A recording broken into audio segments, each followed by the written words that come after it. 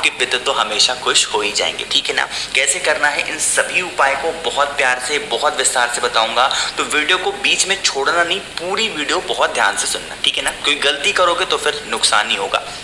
चलो समझते हैं। तो सबसे पहले हम लोग उपाय की बात करते हैं कि जैसा कि मैंने स्क्रीन पर लिखा था कि एक दीपक आपको लगानी होगी पितरों के देवता के नाम की। स्क्रीन पर आपको एक दीपक दिख रहा है ना। इसी तरीके से चाहो तो मिट्टी का दीपक ले लो, चाहे तो आप आटे का दीपक बना लो, जो भी आपकी क्षमता हो ले लेना। लेने के बाद क्या करोगे, इसमें आपको डालना होगा घी। क्या करोगे, घी डालोगे और इसमें फिर आपको दो बत्ती लगानी होगी, एक ऐसे लगाना और दूसरी बत्ती ऐसे लगाना। ठीक।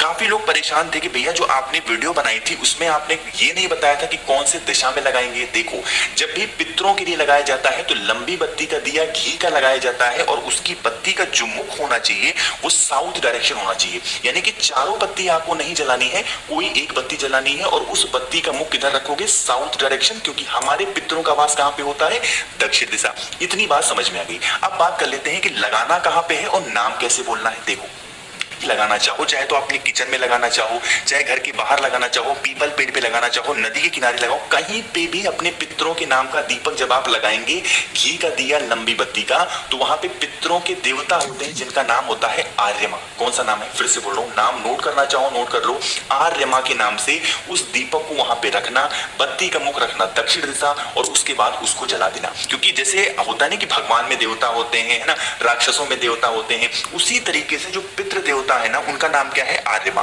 तो आर्यमा के नाम से जो भी व्यक्ति घी का दिया लंबी बत्ती का कहीं पर भी, किसी पेड़ के नीचे, किसी नदी तालाब में या फिर अपने घर में, किचन में, घर के बाहर कहीं पर भी पूरे पितृपक्ष के दौरान लगाना स्टार्ट कर देता है तो उसके घर में कभी पितृदोष साल भर नहीं लगता और पितृ उसके हमेशा तृप्त रहते हैं। ठीक है। तो आप सभी लोगों को यह काम जरूर करना चाहिए। अगर अभी तक नहीं किया था तो जितने दिन बचे हुए हैं उतने दिन कंटिन्यू कर लिएगा। ठीक। चलो, तो पहली चीजें आप सभी को समझ में आ गई है। दूसरी चीज हम लोग बात कर लेते हैं कि पितृ को आप तृप्त कैसे करोगे। देखो, एक होता है खुश करना, मेरी बात ध्यान से सुन लो पहले, एक होता है खुश करना और एक होता है तृप्त करना। मैं लिख नहीं पाया क्या, एक होता है तृप्त करना ऐसे। तो अगर आप पितरों को अपने खुश कर रहे हो तो वो सिर्फ इस साल या फिर आने वाले कुछ सालों तक आपको खुश रखेंगे, फिर आपको आपसे नाराज हो जाएंगे।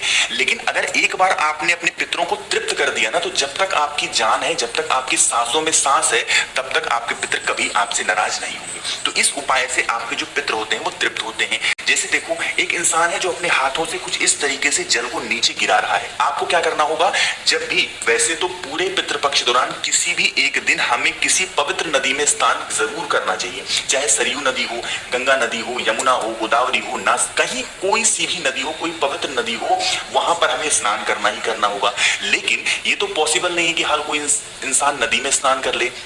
तो जब भी आप अपने घर में स्नान करेंगे ना, तो वहां पर कुछ इस तरीके से जल को थोड़ा सा हाथों में रखेंगे और आपको अपना मुख रखना होगा साउथ डायरेक्शन यानी कि दक्षिण दिशा, और अपने पितरों का ध्यान करते हुए जल को अपने हाथों से कुछ इस तरीके से जैसे नीचे गिर रहा है, आपको ऐसे ही, आपको उनको ऐसे बोलते ना कि ऐसे उनको जल देना, तो अपने हाथों से, कलश से जल नहीं दिया जाता, आपको ऐसे अपने हाथों से जल देना होगा। ठीक है ना, करके देख लीजिएगा, पितृदोष हमेशा के लिए खत्म हो जाएगा। ठीक है ना, समझ में आई बात मेरी। चलो, तो यहाँ पर पहली चीज समझ में आ गई।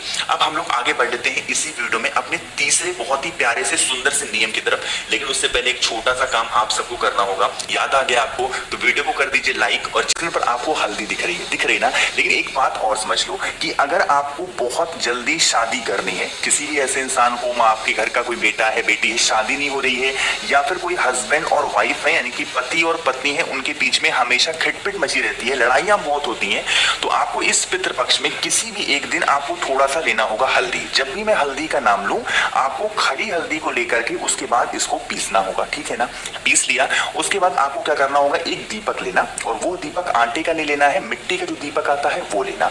इस मिट्टी के दीपक में आपको तिल का तेल डालना है और इसमें आपको दो बत्ती ऐसे लगानी है। ठीक है, इतना सारा काम करके लेके चले जाना कहां पर, पीपल पेड़ के नीचे। साथ ही साथ जल समर्पित करने के लिए तांबे के लोटे में जल भी आपको लेकर के जाना होगा। पहुंच गए, पहुंचने के बाद ये सारा काम आपको करना होगा सुबह 10 बजे से 12 बजे के बीच में। सिर्फ दीपक नहीं जलाना है, बाकी सारे काम सुबह 10 से 12 के बीच में करने। समझो कैसे, आपके पास में जो हल्दी है, चाहे शादी के लिए कर रहे हो फिर कुछ किसी भी चीज के लिए कर रहे हो, तो सबसे पहले हल्दी को आपको समर्पित करना होगा सुबह 10 बजे से 12 बजे के बीच में। हल्दी पेड़ की जो छाल होती है उसकी छाल पे, ठीक है ना, चाहो तो जड़ में समर्पित कर सकते हो या फिर पूरे छाल पे लगा देना। जब लगाना तो अगर शादी नहीं हो रही है तो शादी की कामना से अपने पितरों का स्मरण करना, और अगर घर में लड़ाइयां होती हैं हस्बैंड और वाइफ के बीच में तो आपको फिर उनका पितरों का स्मरण फिर से करना है और उनसे प्रार्थना करनी है कि हम लोग के बीच में हमेशा प्रेम बना रहे, जो भी हमसे गलतियां हुई हो पितृ देवता आप हमें माफ कर दें। कुछ इस तरीके से अपने अकॉर्डिंग जैसे भी बोलना हो, प्रार्थना करना हो कर लेना। सेम चीज प्रार्थना शादी के लिए भी करना, और उसके बाद आपको फिर उसी हल्दी के ऊपर 1 लोटा जल अपना फेस रखना साउथ डायरेक्शन, दक्षिण दिशा, और समर्पित कर देना है ना। इतना काम कर लिया। साथ ही साथ पीपल पेड़ के नीचे चींटियों का भी वास माना जाता है, तो चींटियों के लिए कुछ आपको आटे भी वहां पे लेकर के चले जाना। इतना काम करके चले जाना आप अपने घर पे, और जो एक दीपक आपके पास में है फिर जाना पीपल पेड़ के नीचे शाम के टाइम पे प्रदोष काल में, और वहां पर पहुंच करके जो मैंने दीपक आपको बताया है उस दीपक में, जैसे 1 मिनट, जैसे ये दीपक लगाया आपने, अब इस दीपक का कोई भी एक बत्ती जला देना, और जलाने के बाद इस दीपक को नीचे रखना, इसका दिशा रख देना साउथ डायरेक्शन। शाम के टाइम पे पीपल पेड़ की परिक्रमा भूल कर भी कोई लोग मत करना, ठीक है ना। समझ में आई बात मेरी? करके देखिएगा, इससे भी जो पितृदोष की वजह से आपके घर में लड़ाइयां क्लेश वगैरह मचे रहते हैं वो सारे खत्म होंगे, है ना। दोस्तों, इस वीडियो के माध्यम से आप लोगों को पूजनीय गुरु जी द्वारा बताए गए सुमा पुराण का उपाय बताया जा रहा है। मात्र घी के दीपक जला देने से आपके घर के पितृदोष समाप्त हो जाएंगे। इस वीडियो के माध्यम से बताई गई उपाय आप लोगों को अच्छी लगी हो तो वीडियो को लाइक शेयर एंड सब्सक्राइब करना न भूलें। धन्यवाद दोस्तों। हर हर महादेव।